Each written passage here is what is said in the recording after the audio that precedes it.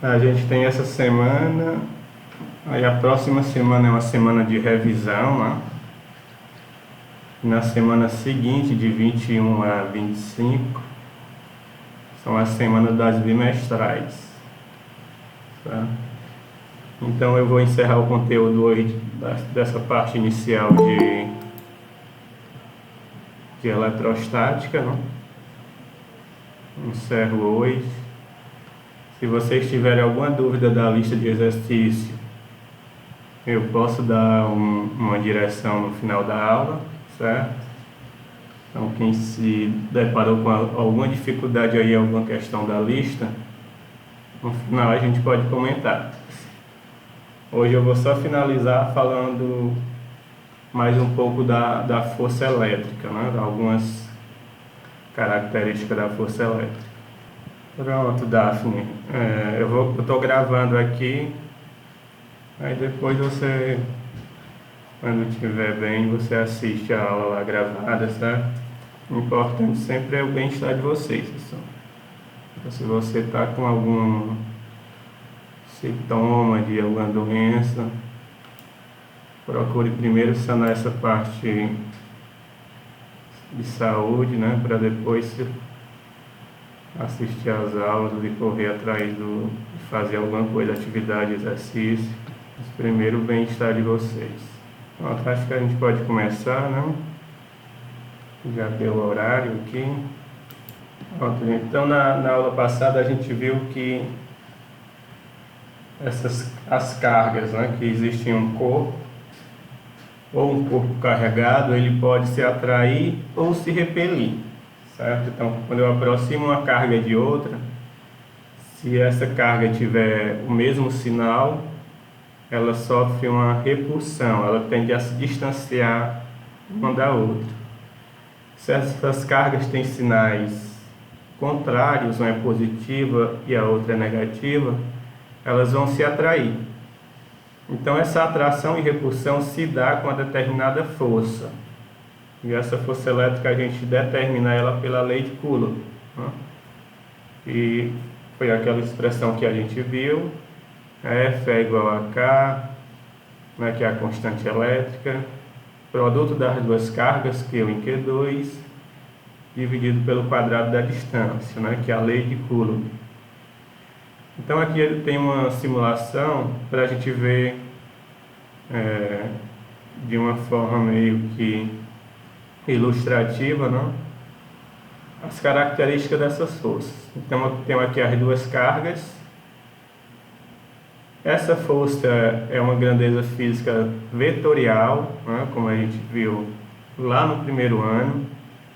Uma força, dependendo da direção e do sentido que ela é aplicada, ela pode gerar diferentes resultados. Mas se eu empurro uma mesa aplicando uma força na horizontal, eu vou movimentar essa mesa no sentido da força. Mas se eu aplico essa mesma força com a mesma intensidade na vertical, né, de cima para baixo, a mesa não vai sair do lugar. Eu estou aplicando uma força que não gera movimento. Então, mudei o sentido e a direção da aplicação da força, mudou o resultado. Então, essas grandezas que necessitam, né, dessas informações, sentido e direção, elas são chamadas grandezas vetoriais. E a força é uma grandeza vetorial. E vetores, né, vocês também já devem ter visto lá no primeiro ano, que somar vetores não é a mesma coisa que somar um número, um módulo, né? Eu tenho que me ligar no sentido e direção desses vetores. Então, só mostrando aquela fórmula, né, a lei de Coulomb, aquela fórmula diz que quanto maior a distância, menor é essa força. Então, aqui eu tenho um vetor que é representado por uma seta, né? Quanto maior essa seta, maior a intensidade do vetor. E eu tenho aqui o sentido e a direção deste vetor. No caso aqui ele está na horizontal, né, este primeiro vetor, da esquerda para a direita. E o segundo, também na horizontal, da direita para a esquerda. Como essas cargas elas estão interagindo, né, a força envolvida se dá devido a essas duas cargas, eu tenho aquele caso da terceira lei de Newton, né? Uma força de ação gera um par de reação de mesmo módulo, ou seja, mesma intensidade, mesma direção, os dois estão na horizontal, mas em sentidos contrários, certo? Então essas forças são idênticas, mesmo módulo, mesma direção, mas sentido oposto. Então é aquele par ação e reação da terceira lei de Newton, certo? Essas forças são idênticas, como vocês estão vendo aqui, né? Tem o mesmo módulo, o mesmo número. Quanto mais distante, menor essa força. Vocês veem que a seta diminuiu, a intensidade dessa força diminuiu. E quanto mais próximo, maior vai ser essa força. E ela sempre vai ter o mesmo valor, né? Só que vai estar em sentido oposto. E se eu aumentar o valor das cargas, né, aumenta também essa força. Então ela decai com a distância.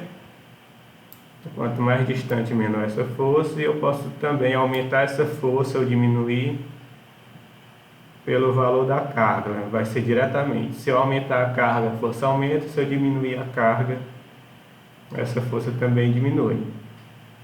Aí o primeiro asterisco aí, né? A primeira anotação que você deve fazer é que no caso da força, o sinal menos e mais vai simplesmente servir para indicar se essa força é de atração ou de repulsão. Observe aqui que eu não estou pegando o sinal, né? Mas se está havendo aqui uma atração, uma está indo em direção à outra, é porque elas têm cargas de sinais opostos. Como a gente pode ver aqui neste quadro. A carga 2 tem valor positivo, mais 4. E a carga 1, menos 5. Se eu colocar a carga 1 também positiva, essas forças vão ser de repulsão. Colocar a carga 1 positiva, a força é de repulsão.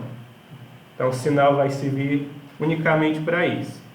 Mas quando a gente for calcular a força, a gente só pega o módulo, certo? O valor sem o sinal. Não precisa pegar o sinal aqui para determinar a força, certo? A gente está pegando o módulo. Então se eu aumento essas cargas, o valor da força também aumenta, diretamente proporcional. Se eu diminuo as cargas, a força também diminui. Segue a mesma proporção, não? Então por isso que a gente diz que é diretamente proporcional. O contrário da distância, quando a gente diminui a distância, a força faz o contrário, ela aumenta. Quando a gente aumenta a distância, a força faz o contrário, diminui. E por que a gente tem que se ligar naquelas propriedades de potência, pessoal? Como a gente está tratando de números muito pequenos, né? 10 elevado a menos 19, que é o valor da carga elétrica, né? O valor da carga de cada próton, de cada elétron, a gente tem que usar a notação científica, não? Ó, se eu tirar aqui a notação científica, olha o número que fica aqui. 0.0000617. Então, se você for fazer o cálculo assim de maneira direta, fica muito trabalhoso, né? Então, vamos usar a notação científica, né, para facilitar aí a sua vida quando for fazer os cálculos. Pronto, o que a gente tem mais a falar sobre força? Até então a gente estava levando em consideração duas cargas, né? A força entre duas partículas ou dois corpos. Mas o que acontece quando a gente tem um sistema de cargas? Eu tenho várias cargas, cada uma delas vai exercer influência em uma carga que está em sua vizinhança, né? Então, se eu pego um sistema de cargas, eu escolho uma daquelas partículas para encontrar a força resultante, né, a força que tem como consequência direta a interação de todas as outras que estão à sua volta, eu vou ter aí uma parcela de contribuições de cada carga que está em sua vizinhança, que está ao redor daquela carga que eu estou querendo encontrar essa força resultante. Como é que eu faço isso, né? Como é que eu encontro uma força devido a um sistema de cargas? A gente já viu que essa força é uma grandeza vetorial, ela sempre vai estar na direção da linha que passa pelo centro de suas cargas. Então essa força aqui, se eu pegar o centro entre essas duas cargas, não está basicamente no centro, mas a força entre duas partículas ela vai estar na direção dessa linha que passa pelo centro das duas cargas, tá?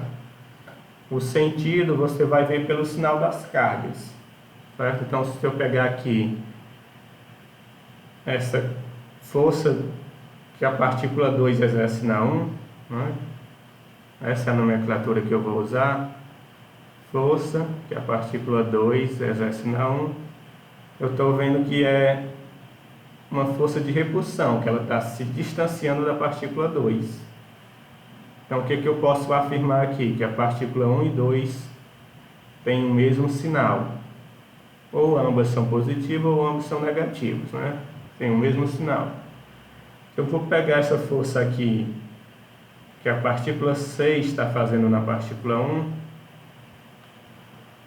ela tem um sentido de aproximação, de atração.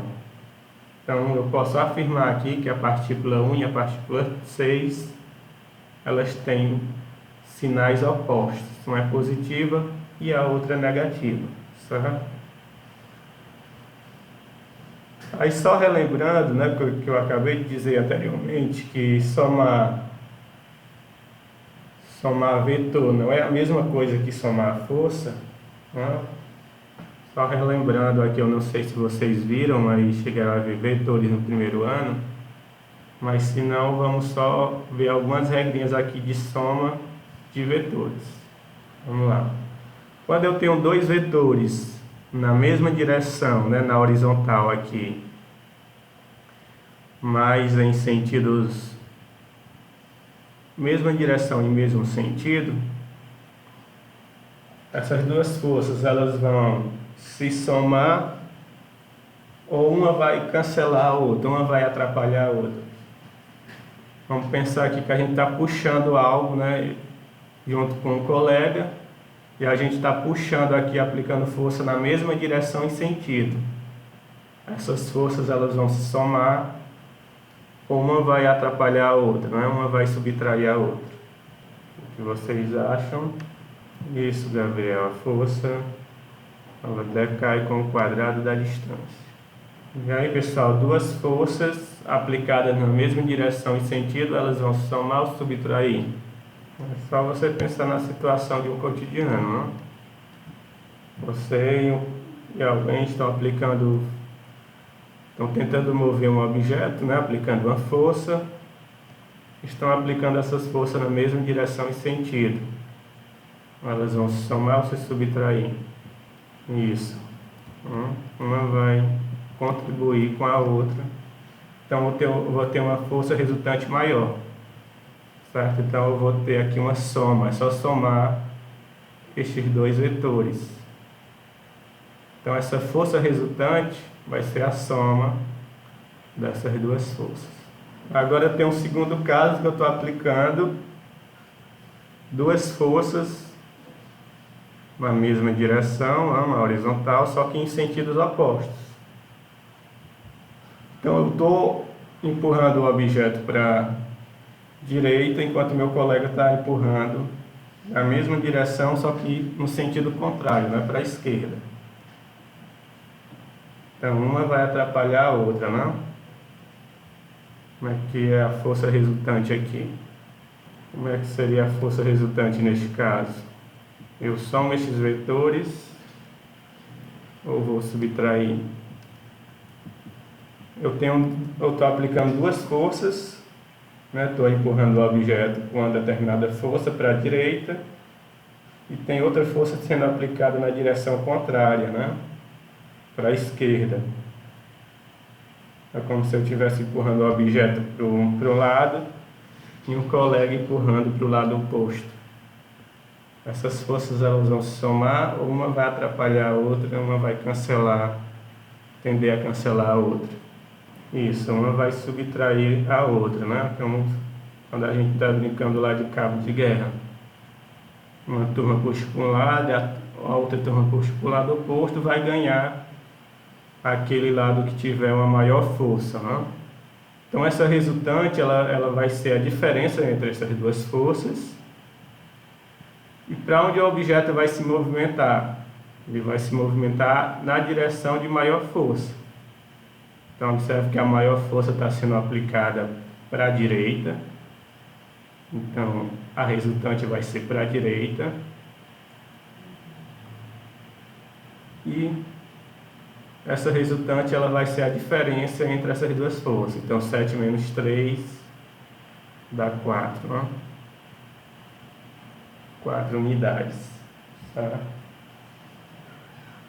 Então observe aí que o sentido e a direção da força elas exercem influência aí no resultado daquele fenômeno que você está observando.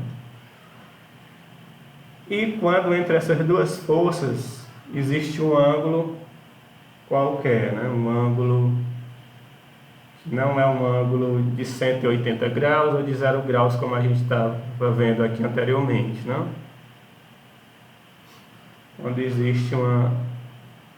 Quando essas duas forças estão aplicadas em direções distintas. Uma está na vertical e a outra está na horizontal, por exemplo, formando um ângulo de 90 graus, ou outro ângulo qualquer. Como é que eu vou encontrar essa força resultante?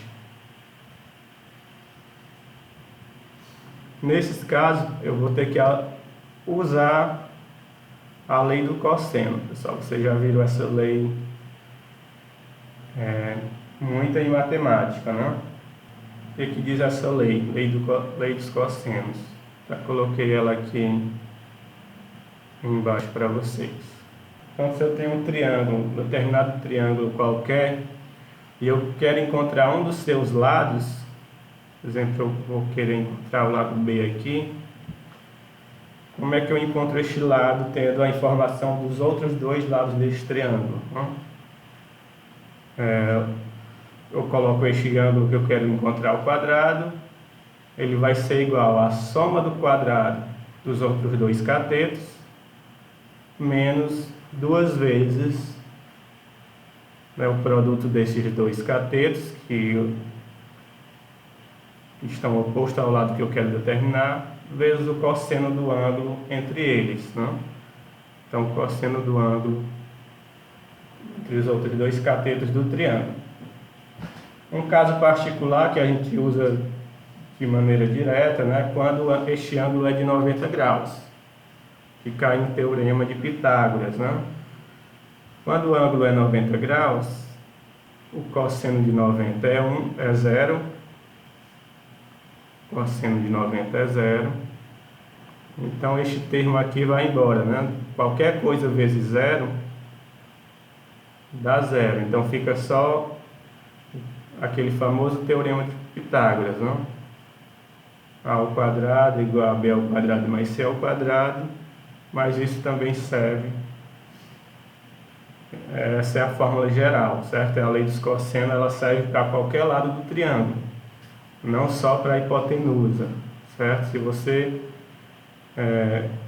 fizer essa fórmula completa, você encontra não somente a hipotenusa do triângulo, mas todos os outros catetos, né? Os outros dois catetos.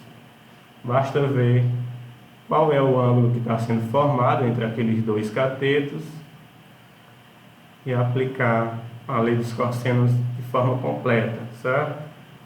Então, quando o ângulo é 90 graus, eu tenho aquele caso particular, que é o teorema de Pitágoras,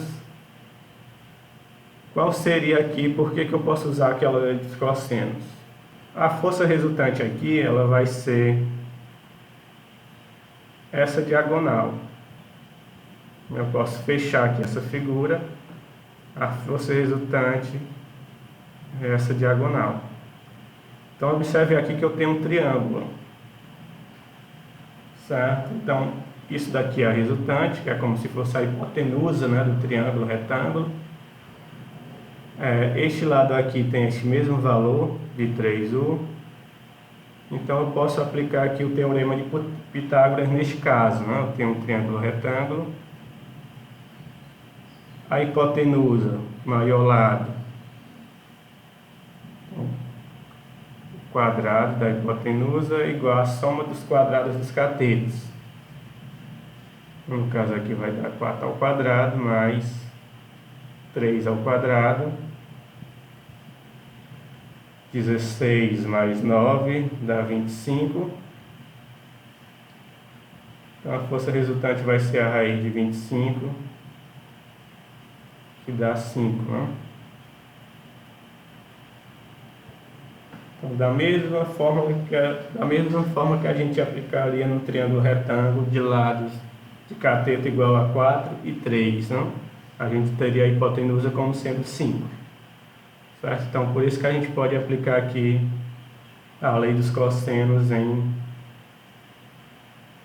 vetores. Não só força, mas qualquer grandeza que seja vetorial. Certo?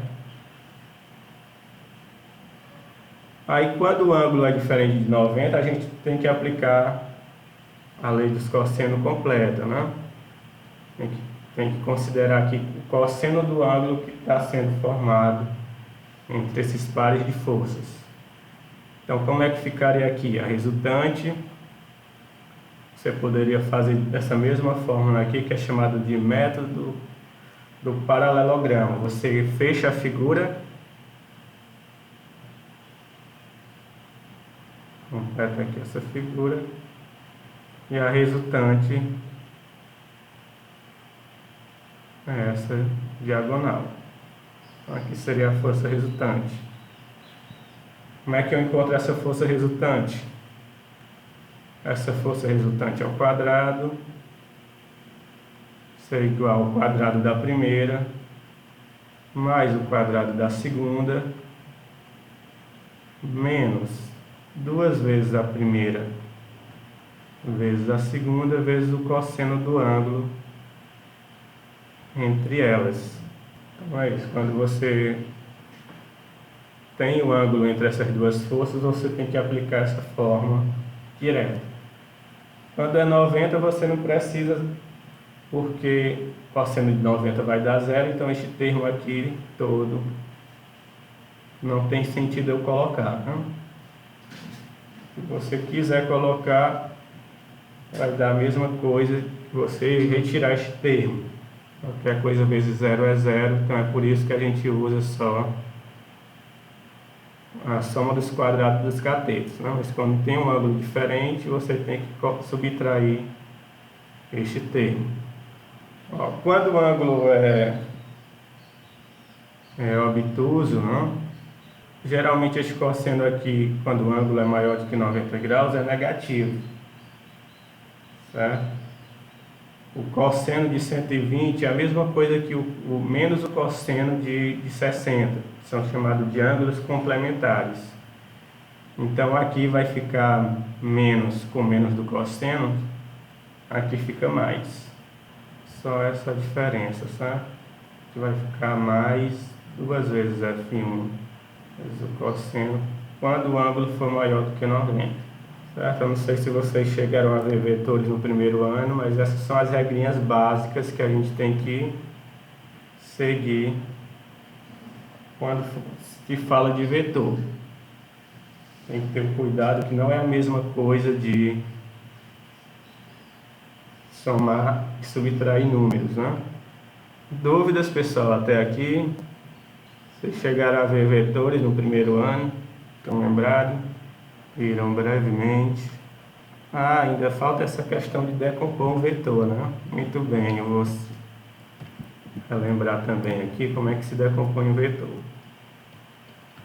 que vai ter casos que vocês vão precisar decompor um vetor.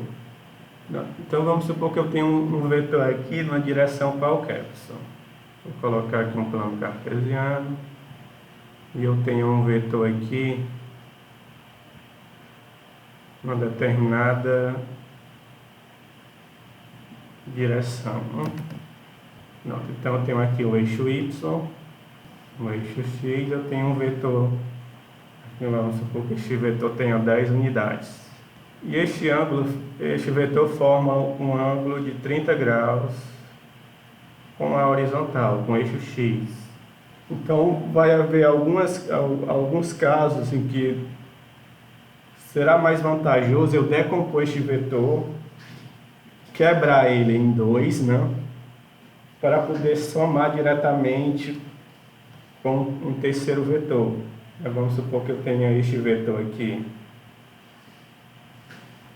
Este vetor aqui que eu estou colocando no exemplo de 10 unidades. E ele está sendo somado com outros dois vetores. Eu tenho ele aqui e eu estou somando este vetor com o vetor que está na horizontal e com o terceiro vetor que está na vertical.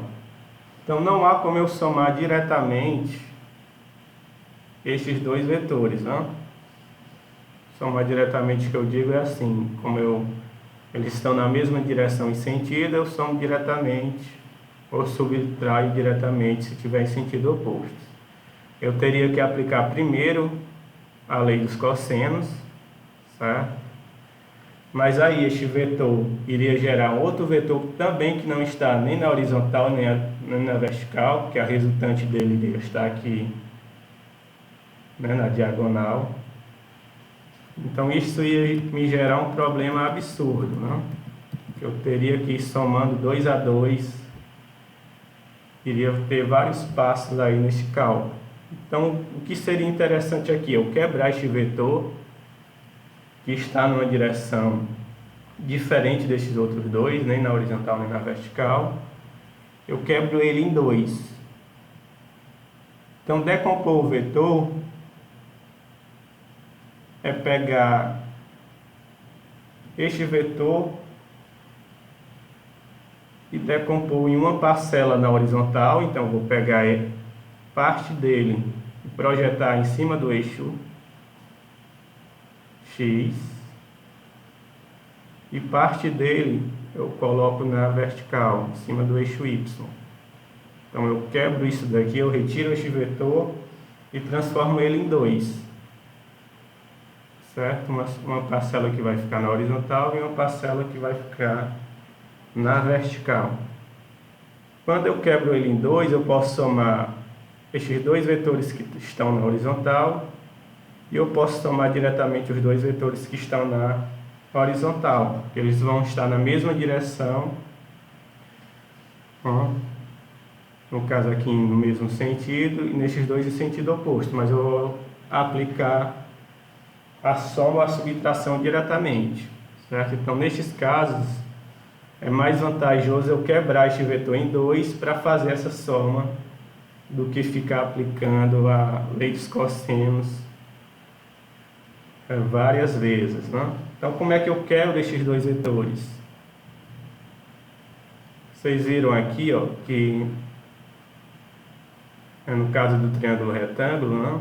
Se eu somar estes dois vetores, eu tenho um vetor resultante, certo? Então isso implica que o vetor resultante ele pode ser quebrado em dois, exatamente o que eu faço aqui na decomposição de vetor. Eu vou quebrar este vetor grande em duas porções menores, que eu chamo de componentes. É como se este vetor fizesse uma sombra, né? Projetasse um pedaço em cima do X e um pedaço em cima do Y. Como é que eu acho esse pedaço em cima do X, que eu chamo de componente X? É só multiplicar o vetor que está sendo quebrado, esse vetor aqui grande, o 10, multiplicar pelo cosseno do ângulo que ele está fazendo com a horizontal. E o fy, que é a parte deste vetor que está em cima do y, é só multiplicar pelo o seno. Certo? Se você fizer isso, você vai encontrar o valor dessas componentes. No caso aqui, o fx seria o vetor que está sendo decomposto, 10, vezes o cosseno de 30. Cosseno de 30 é raiz de 2 sobre 3, ou raiz de 3 sobre 2. Então aqui vai dar 5, né? 10 dividido por 2 é 5, 5 raiz de 3. E aqui o fy vai ser o 10 vezes o seno de 30, 1 meio. Então vai dar 10 dividido por 2, 5, 5 vezes 1, 5. Então, se você fizer a soma desses dois valores, ele dá o vetor resultante. Se você aplicar o teorema de Pitágoras, né? Ele vai dar exatamente o 10. Certo? Mas de onde é que eu tirei essa regra, né? De onde é que saiu essa regra? Que é só multiplicar o f pelo cosseno, que eu vou ter o fx, é só multiplicar o vetor pelo seno, que eu vou ter o fy. Se você lembrar da definição de seno e cosseno, pessoal, seno de um ângulo é o cateto oposto pela hipotenusa, não? E o cosseno de um ângulo é o cateto adjacente pela hipotenusa. A hipotenusa é o vetor que está sendo decomposto aqui, que eu chamei de f. Então vamos pegar este triângulo. Aqui é o f. Aqui eu tenho a horizontal, a vertical e o ângulo que está sendo formado entre este vetor e a horizontal. Então, se eu aplicar isso daqui, ó, o que é o seno do ângulo? O seno vai ser o cateto oposto ao ângulo. Então, qual é o cateto oposto ao ângulo? O fy. Então, o seno vai ser o fy dividido pela hipotenusa, que vai ser o meu f, o vetor que está sendo decomposto. Então, o meu fy vai ser, está dividindo, passa multiplicando, vai ser f vezes o seno do ângulo. Então, isso daqui não saiu da minha cabeça, né? É só usar a definição de seno e de cosseno no vetor, que eu encontro como encontrar a parcela daquele vetor sobre y. E sobre x, é só usar o cosseno. Vamos usar o cosseno aqui, que é o cosseno, é o cateto adjacente, o cateto adjacente ao ângulo, é o que eu chamei de fx, sobre a hipotenusa, que é o meu f, o maior lado. Então, meu fx é o vetor que está sendo decomposto vezes o cosseno do ângulo, como eu tinha colocado aqui, né? O fx vai ser f vezes o cosseno.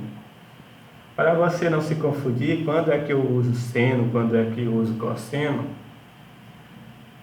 observe que o fx aqui, que é o lado que está na horizontal, sobre o eixo x, está colado com o ângulo, mas ele faz parte deste ângulo. Então, se está colado, eu uso cosseno.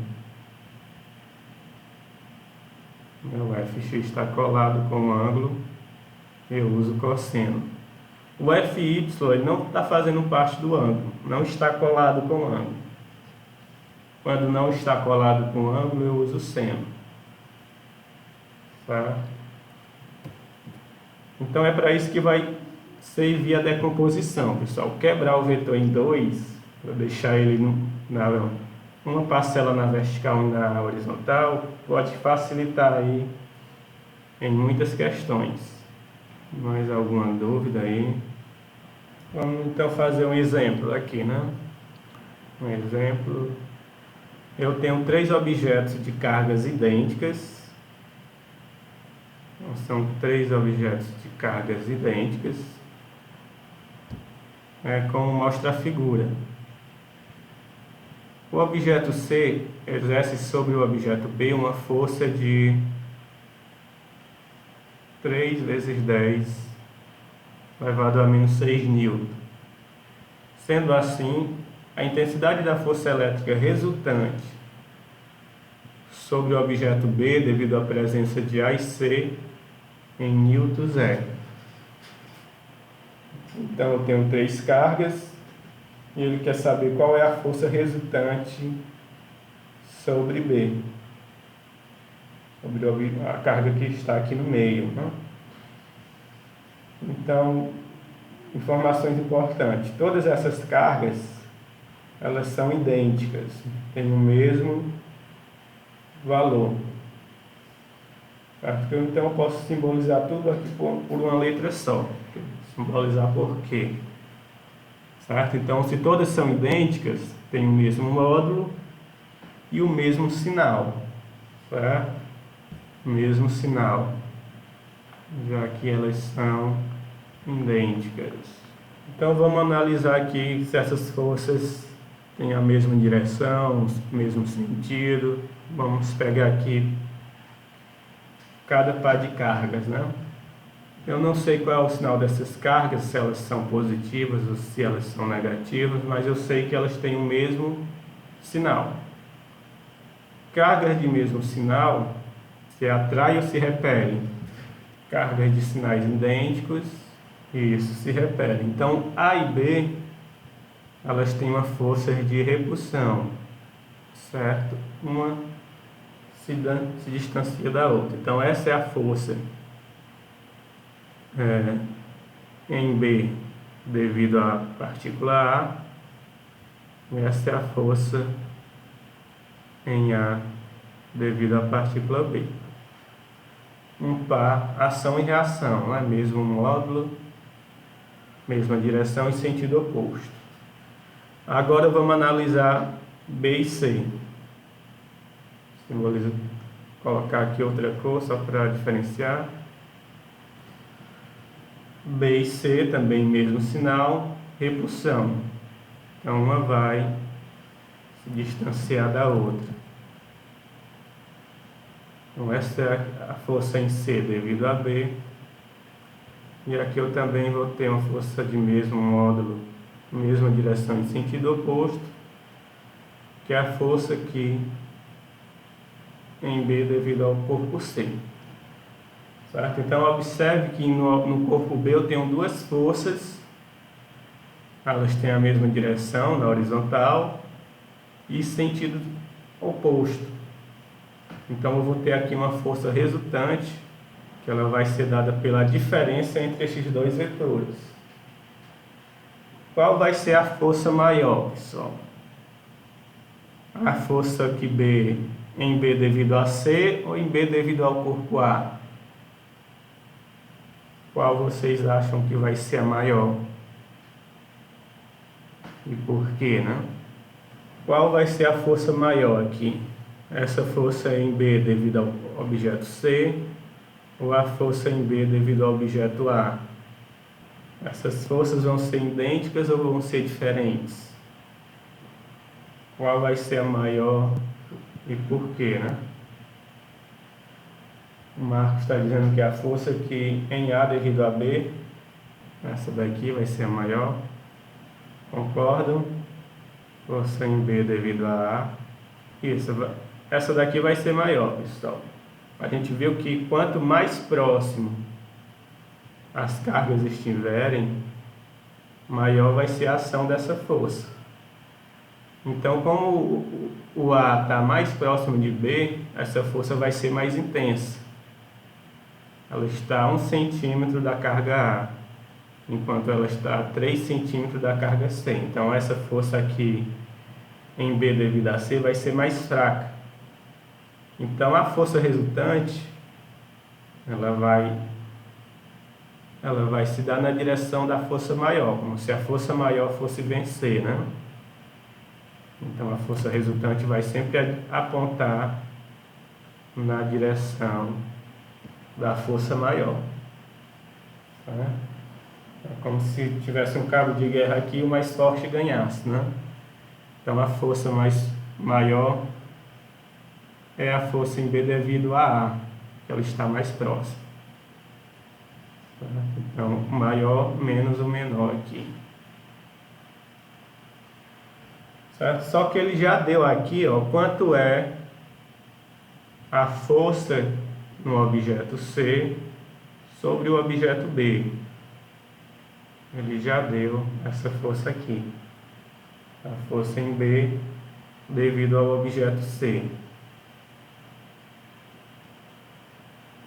Essa força é de 3 vezes 10 elevado a menos 6 newton.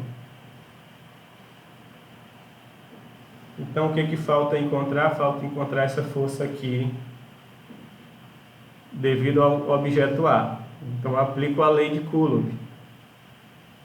Essa força em B devido a A é a constante, o produto das duas cargas. Quais são as duas cargas envolvidas?